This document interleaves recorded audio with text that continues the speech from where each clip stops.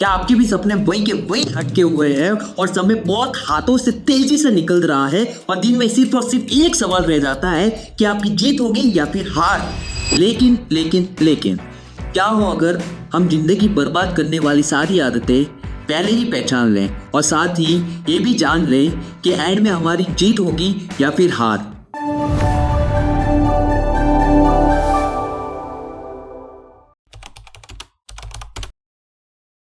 मैं हूं तुषार मालविया और आप सबका स्वागत करता हूं 700 दिन 700 श्लोक 700 action practical Bhagavad Gita series के अंदर। और जो भी सवाल पूछे गए हैं स्टार्टिंग में उन सब का सॉल्यूशन, उन सब के आंसर आपको वीडियो को एंड तक देखते देखते पता चल ही जाएगा। तो वीडियो को एंड तक जरूर देखना। और कहानी की शुरुआत होती है एक अंधे राजा जिसका नाम था धृतराष्ट्र। उनके टोटल 100 पुत्र थे, उनको बोलते थे कौरव। और धृतराष्ट्र के जो छोटे भाई थे वो थे पांडु। पांडु के 5 पुत्र थे और उन 5 को हम बोलते हैं पांडव्स। तो बात कुछ ऐसी है, एक दिन क्या हुआ जब कौरव और पांडव दोनों आपस में एक गेम खेल रहे थे जिसे हम चौसर बोलते हैं। और उस चौसर के बादशाह थे हमारे शकुनी भैया। शकुनी भैया ने क्या किया कि उनके मास्टरी से वो पूरा गेम, सारे गेम जीत गया और दाव पे लगी थी बहुत सारी संपत्ति। और साथ ही साथ पांडवों ने अपनी द्रौपदी पत्नी को ही उसमें लगा दिया। और एंड इनका क्या हुआ, बेसिकली उनको पूरा 12 वर्ष का वनवास और 1 वर्ष का अज्ञातवास भोगना पड़ा। और उस भोगने के बाद जब पांडव अपना आधा राज्य मांगने आए उस दौरान दुर्योधन ने, अब बात ऐसी है कि कौरव और पांडव दोनों के दोनों कुरुवंशी थे। तो कुरुवंशी होने के कारण दोनों का इक्वल हक बनता है कि उस जमीन पे, उस राज्य पे इक्वल हक बनता है कि आधा आधा राज्य मिलना चाहिए। तो ठीक वैसे ही पांडव आए थे अपना आधा राज्य मांगने दुर्योधन से। लेकिन दुर्योधन ने पता है क्या बोला, इतनी सुई की नोक जितनी जमीन देने से इनकार कर दिया बिना युद्ध के। तो मतलब दुर्योधन को युद्ध करना ही था, लेकिन पांडव युद्ध करना नहीं चाहते थे। लेकिन माता कुंती ने जब आज्ञा दी पांडवों को कि युद्ध करो, धन पे विजय पाओ, पांडवों की ओर से धन के लिए युद्ध करना चाहा, वही दुर्योधन ने राज्य के लिए युद्ध करना चाहा, चाहे अधर्म से हो या फिर धर्म से जीत मिले। लेकिन जो दुर्योधन था यहाँ पर अधर्म के साथ खड़ा था और जो पांडव थे वो धर्म के साथ। अब युद्ध होना तो निश्चित था। तो अब आते हैं हमारे महर्षि वेदव्यास जी, जो कि राजा धृतराष्ट्र के पास जाते हैं और उन्हें दिव्य दृष्टि देने के लिए ऑफर करते हैं। लेकिन यहाँ पर क्या हुआ, धृतराष्ट्र ने रिफ्यूज कर दिया, यानी मना कर दिया दिव्य दृष्टि को, क्योंकि राजा धृतराष्ट्र है वो बचपन से अंधे रहे। अब उनको दिव्य दृष्टि अपने कुल का नाश होता हुआ देखना नहीं चाहते थे। इसीलिए उन्होंने क्या किया, उन्होंने मना कर दिया वेदव्यास जी को। लेकिन उनको समाचार जरूर सुनना था कि युद्ध में क्या क्या हो रहा है। तो राजा धृतराष्ट्र के जो मंत्री थे यानी कि संजय, उनको दिव्य दृष्टि मिली। और दिव्य दृष्टि का बेसिकली मतलब ये होता है कि आप दुनिया के कोई से भी कोने में बैठो और आप वो पता लगा सकते हो कि वो इंसान क्या कर रहा है, क्या उसके मन में चल रही, सारी बातें, हलचल वगैरह वगैरह सब कुछ आप पता लगा सकते हो। और संजय ने सारी बातें युद्ध के अंदर क्या हुआ क्या नहीं हुआ सारी बातें धृतराष्ट्र को बताई। संजय 10 दिन तक, देखो महाभारत 18 दिन तक चला, 18 दिन में से 10 दिन संजय युद्ध भूमि में रहे। और जब भीष्म पितामह एक सेनापति थे, इन कौरवों के सेनापति थे, वो जब बाणों के द्वारा नीचे गिराए गए तब जाके संजय हस्तिनापुर, जो कि एक रूसी राज्य के लिए वो लड़ रहे थे, हस्तिनापुर जाके राजा धृतराष्ट्र को ये सारा समाचार सुनाया और उनके बीच बहुत सारी वार्तालाप हुई। अब आती है हमारी भगवत गीता की स्टार्टिंग, जो कि पहले श्लोक से होती है, धृतराष्ट्र के पहले श्लोक से होती है। अब आप सोच रहे होंगे धृतराष्ट्र का पहला श्लोक क्यों ये इधर आया, या तो कृष्ण जी आने चाहिए थे। भगवत गीता हमारे जैसे लोगों के लिए बनी हुई है, हमारे लाइफ के प्रॉब्लम्स के सॉल्यूशन इस भगवत गीता के अंदर। अगर आप इसको अप्लाई करोगे तो सॉल्यूशन मिलेगा। ठीक वैसे ही मैंने पूरी प्रैक्टिकल सीरीज इसीलिए बनाई है क्योंकि हर एक प्रॉब्लम का सॉल्यूशन इस भगवत गीता के अंदर। और आज हम ले रहे हैं पहला श्लोक जो धृतराष्ट्र संजय से पूछते हैं। धर्म क्षेत्र कुरुक्षेत्र संवेतायुसव मामका पांडवश्चैव किम कुर्वत संजय। तो यहाँ पर जो मेन 2 वर्ड है मैं सिंपल सा आपको डायरेक्ट स्ट्रेट फॉरवर्ड बता देता हूँ। मामका और पांडवा, इन दोनों वर्ड की वजह से ये पूरा महाभारत छिड़ा। अब कैसे छिड़ा वो तो आपको वीडियो को एंड तक देखने के बाद ही पता चलेगा।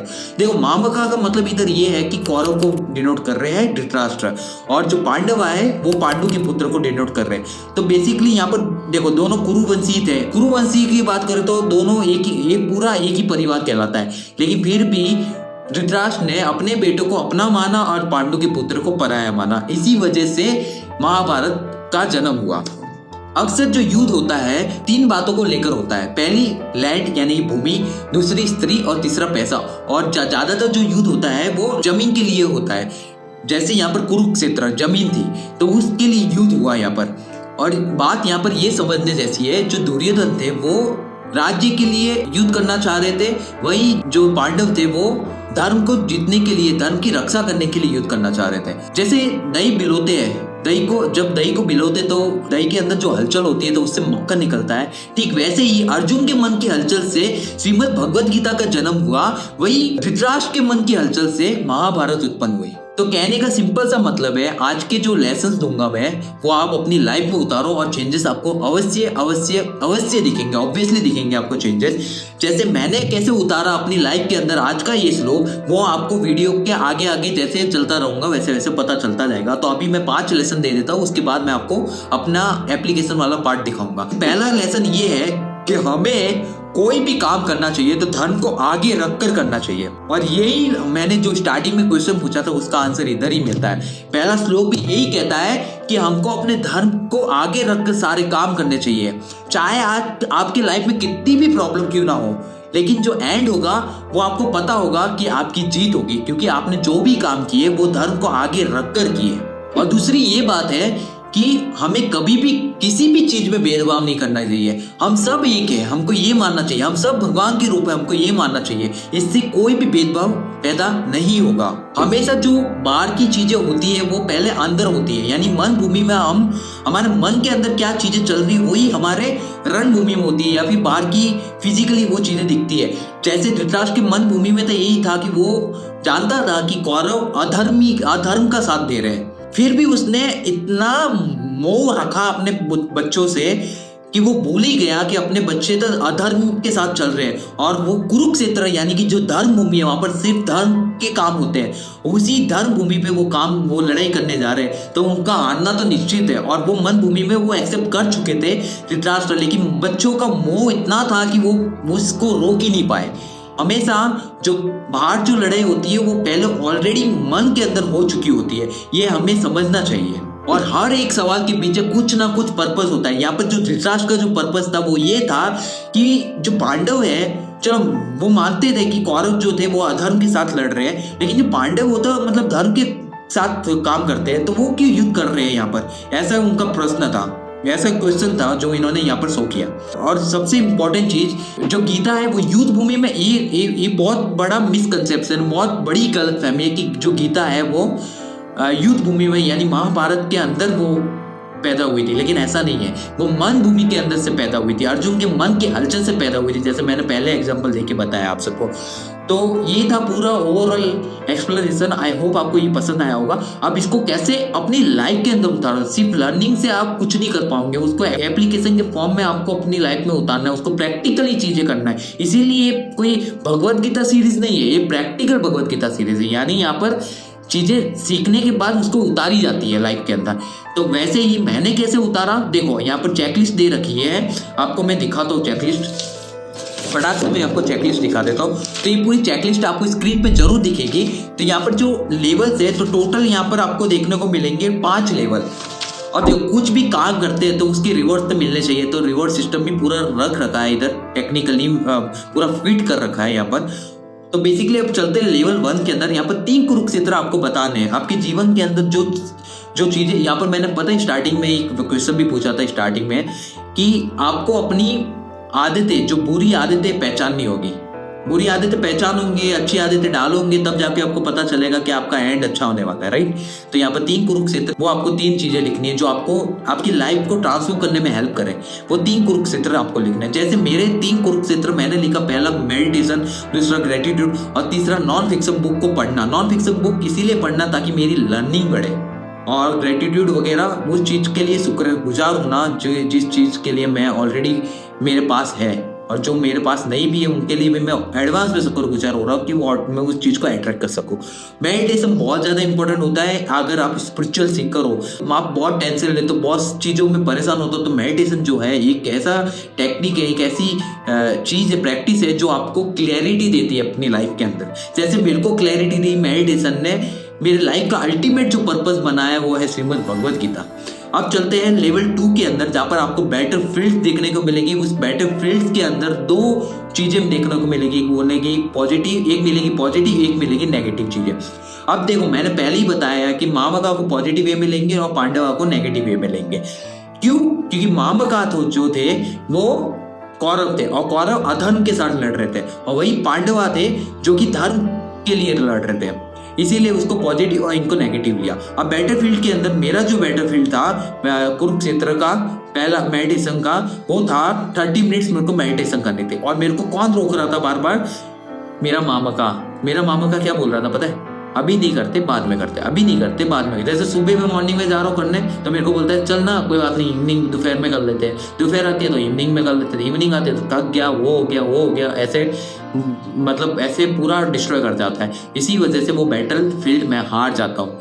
लेकिन यहाँ पर ट्विस्ट ये है कि मेरा पांडव मेरे साथ था, मुझे पता था कि भाई साहब ये मामा का आएगा, मुझे रोकेगा, लेकिन मेरा पांडव मेरे साथ था। और मेरा पांडव ने क्या बोला पता है? जब भी मेरे को मेडिटेशन करना था तभी उसी वो थॉट आया मेडिटेशन का, उसी टाइम पे मैंने मेडिटेशन किया और मैंने एंजॉय किया उस मोमेंट को, उस पल को। वो पल ऐसा था मेरे लिए बहुत ज़्यादा, मैं शुक्रगुजार हूँ उस पल के लिए। अब आता है बैटलफील्ड 2 के अंदर मैंने ग्रेटिट्यूड को टाइप किया, राइट नहीं किया, टाइप किया कीबोर्ड पे। क्यों? क्योंकि यहाँ पर टाइपिंग से मेरे इमोशंस ऑलरेडी अटैच है, जहाँ पर फीलिंग्स मिले वो चीज़ आपको करनी चाहिए।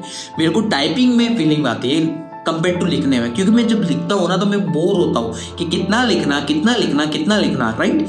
लेकिन जब टाइप करता हूँ तो मैं एक फ्लो में चलता हूँ, उस चीज़ को मैं फील करता हूँ लाइक दैट। तो इसीलिए मैंने इसको टाइप किया। और टाइपिंग में भी एक मतलब चीज़ मेरे को रोकती थी। यहाँ पर 100 ग्रेटिट्यूड लिखता था, और 100 ग्रेटिट्यूड में होता क्या था बेसिकली 40 to 1 आवर तक मेरा टाइम कंज्यूम होता था, और इतना टाइम तो मैं दे नहीं पा रहा था। इसीलिए मामा का बार बार मेरे को एक ही बात बार रिपीट करता था कि 100 ग्रेटिट्यूड में 40 to 60 मिनट्स निकल जाएंगे तुषार, इससे अच्छा छोड़ दे इसको। और ऐसे करते मेरा ये कंसिस्टेंसी आई नहीं इसके अंदर। फिर मैंने इसके बारे में एनालिसिस करके अपने पांडव को जागरूक किया, अपने पांडव को पहचाना। मेरा पांडव ने क्या बोला, देख ग्रेटिट्यूड तो कितने भी लिख, चाहे 5 लिख के 10 लिख, लेकिन एटलीस्ट तू लिख तो रहा है। पहले छोटे से शुरुआत कर, लेकिन डेली कर, वो ज़्यादा इफेक्टिव होगा कंपेयर टू एक दिन के अंदर तू 1000 करोड़ लिख दे, उसके कंपेयर में वो अच्छा रहेगा। इसीलिए पांडवा ने मेरे को बोला कि 30 ग्रेटिट्यूड ले। और जब मैंने वो 30 ग्रेटिट्यूड टाइपिंग की ना, विदिन 10 मिनट्स के अंदर मैंने 30 ग्रेटिट्यूड कंप्लीट किए, और इतना एंजॉयमेंट हुआ, इतना फीलिंग आया उस ग्रेटिट्यूड को टाइपिंग करते समय, बहुत मजा आई। फिर आता है तीसरा बैटलफील्ड, जिसके अंदर मेरे को 10 pages of non fiction book पढ़नी थी। यहाँ पर मामा का मेरे को क्या रोक, पता है मेरा मामा का कौन है? अंडरस्टैंडिंग। और ये मतलब ये कॉमन प्रॉब्लम है सबके साथ। जब भी आप कोई बुक पढ़ने जाते हो तो आप यही सोचते हो कि यार उसको समझना पड़ेगा, उसको एक वर्ड को पकड़ के समझना, ट्रांसलेटर के अंदर डालना, उसका मीनिंग निकालना। तो अरे भाई साहब, अगर ये करने जाओगे तो वो कितना बोरिंग हो जाएगा, पता है। तो सिंपल मेरे पांडवा ने क्या बोला पता है? पांडवा ने बोला तू आ, कोई बात नहीं, तू रीड कर, खाली रीड तो कर सकता है ना 10 पेजेस। अरे तेरे को कुछ भी समझ नहीं आया, कोई बात नहीं, हम वापिस पढ़ेंगे उस बुक को एक बार कंप्लीट होने के बाद। उसको दूसरी बार भी नहीं आया तो तीसरी बार, ऐसे करते करते हम जब तक समझ नहीं आया तब तक इतनी बार पढ़ेंगे। और ये बात मेरे को समझ आई, मेरे पांडव ने बोली। और पता है क्या हुआ? जब मैंने पढ़ी ना book 10 pages without pressure of कि मेरे को उसको समझना है, मेरे को पूरे 10 पेज समझ में आ गए कि उस बुक कहना क्या चाह रही है। तो जब प्रेशर आए ना, तो उस चीज को, प्रेशर को हटा के काम करना चाहिए, तब जाके वो चीजें समझ में आएगी। रिजल्ट्स पे फोकस मत करो, कर्म पे फोकस करो। भगवत गीता के ये श्लोक भी आने वाले वीडियोस के अंदर आपको देखने को मिलेगा। अब चलते हैं लेवल 3 के अंदर, जहाँ पर एक्शन कौन से लिए। जैसे मैंने पहला एक्शन तो ये लिया था मेडिटेशन के लिए, सिंपली चुपचाप पांडव थे मेरे, पॉजिटिविटी मेरा पांडवा था, उसने मेरे को सिंपल सा बोला था कि जब भी थॉट आए तब तू बैठ जा। और सिंपली जब मेरे को थॉट आया, मैं सिंपली 30 मिनट्स, एक एप्लीकेशन है जो मैं यूज़ करता हूँ, उसमें टाइमर लगा दिया, उधर कोई डिस्ट्रैक्शन नहीं हुआ, सिंपल सा एक म्यूजिक चलाया और मैंने मेडिटेशन कर लिया अपना। ऐसे करते मैंने पहला एक्शन पूरा किया। दूसरे एक्शन के अंदर मैंने क्या किया कि अपने 30 ग्रेटिट्यूड को टाइप किया। जैसे कि मैंने बताया टाइपिंग से मेरे इमोशन कनेक्शन है, मेरे को फीलिंग्स आती है, वैसे ही मैंने टाइपिंग किया उसको, और मैंने उस चीज़ को एंजॉय भी किया। तो वो ज़्यादा इम्पैक्टफुल रहा मेरे लिए। फिर आता है तीसरा बैटलफील्ड, तीसरा एक्शन जिसके अंदर मैंने बुक रीडिंग की विदाउट प्रेशर, जो कि मैंने अभी बताया आपको। विदाउट प्रेशर के कारण मेरे को वो चीज़ें सारी की सारी समझ में आ गई, और ऐसे करते करते मैंने अपना पूरे दिन के अंदर वो जो 3 कुरुक्षेत्र थे, उनके 3 बैटलफील्ड थे, पांडवा के साथ मैंने तीनों को तीनों जीत लिया। और एंड में जब सारे टास्क पूरे हुए तो मैंने जोर से विक्ट्री साउट दिया। पता है क्या दिया मैंने? धर्म क्षेत्र में आज मैंने अपना पहला कदम जीत के साथ रखा, लाउडली ये टास्क जैसे ही पूरे हुए। अब आता है जैसे संजय रिपोर्ट कर रहा था धृतराष्ट्र को। संजय पता है ना कौन है? धृतराष्ट्र के मंत्री है वो, मुल्ला नहीं। वीडियो को स्टार्टिंग में वापस देखना अगर भूल गए हो तो यहाँ पर संजय मूवमेंट हो रहा है, रिपोर्ट कर रहा है कि बैटल में हो क्या रहा है, क्योंकि बैटल पूरा नहीं हुआ था, युद्ध पूरा नहीं हुआ था। वहां पर 10 दिन के बाद आए थे, अभी 8 दिन का और युद्ध बचा था, टोटल 18 दिन तक युद्ध हुआ था। इसीलिए यहाँ पर संजय मूवमेंट रिपोर्टिंग लिखा हुआ है कि संजय मूवमेंट है ये रिपोर्टिंग मूवमेंट है। यहाँ पर रिपोर्ट करना है, जो आप बैटल जीत रहे हो या फिर हार रहे हो उसको रिपोर्ट करना है। तो यहाँ पर 3 बैटल फील्ड थे ऑब्वियसली, तो यहाँ पर 3 ही लिखूंगा ना, तो यहाँ पर मैं तीनों 3 जीता, इसीलिए मैंने जीता कर दिया। फिर आता है कौन सा वॉरियर मेरा एक्टिव था? ऑब्वियसली फोकस वॉरियर एक्टिवेट था मेरा। पांडव ने बोला ही था कि जब भी तेरे को टॉट आए उसी टाइम पे कर ले, तो मैं फोकस था, मुझे पता था कि मेरे को ये चीज़ करनी है उस टाइम पे, तो मैंने कर दी और मैं जीत गया। सिंपल सी बात है। अब आता है लेवल 5 जिसके अंदर आपको रात को कल कौन से 3 कुरुक्षेत्र है आपको वो आइडेंटिफाई करना, और आज जैसे फॉलो किया वैसे कि वैसे कल फॉलो करना है। तो मैंने एक्सरसाइज लिखा, स्पिरिचुअल लर्निंग लिखा, वाटर ड्रिंकिंग, पानी, जो चीज़ें मतलब मेरे को अपने लाइफ के अंदर डालनी है जिससे मेरी लाइफ ट्रांसफॉर्म हो, वो सारी चीज़ें मैंने इसके अंदर लिख दी, वो 3 कुरुक्षेत्र लिख दिए। अब फिर मेरे को कौन सा मामा का बार बार रोक रहा था उस चीज़ को हासिल करने के लिए, तो वो था डिस्ट्रैक्शन वॉरियर। डिस्ट्रैक्शन मामा का जो था मुझे बार बार रोक रहा था चीज़ों को डिले करने में, लेकिन मेरा पांडव मेरे साथ था, इसीलिए मैं सारे बैटल जीता। और वो था सेल्फ कंट्रोल। मैं अपने आप को काबू किया, अपने आप को रोका, अपने आप को फोकस के साथ काम किए सारे, इसीलिए मैं सारे टास्क जीता।